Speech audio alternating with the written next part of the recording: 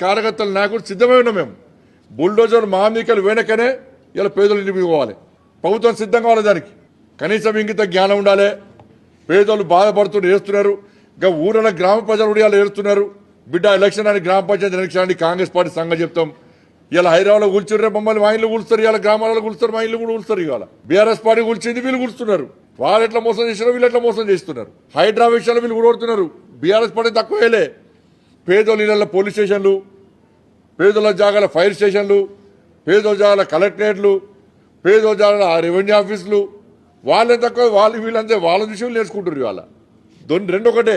కాబట్టి ఇప్పటికైనా ప్రభుత్వం దిగిరావాలి. హైడ్రా విషయంలో అధికారులతో బెదిరించి కేసులు పెడతారంటే భయపడే పొలిటికల్ పార్టీస్ ఇక్కడ ఉన్నాయి. ఇవాళ ప్రజలను భయపడే పరిస్థితి లేరు. భారతీయ జనతా పార్టీ నాయకులు సిద్ధంగా కావాలి. ఇలా తెగించి కొట్టడానికి, ప్రజల ఆస్తులు కాపాడడానికి, పేదలకు అండగా ఉండడానికి, తెగించి కొట్టడానికి స్థితిగా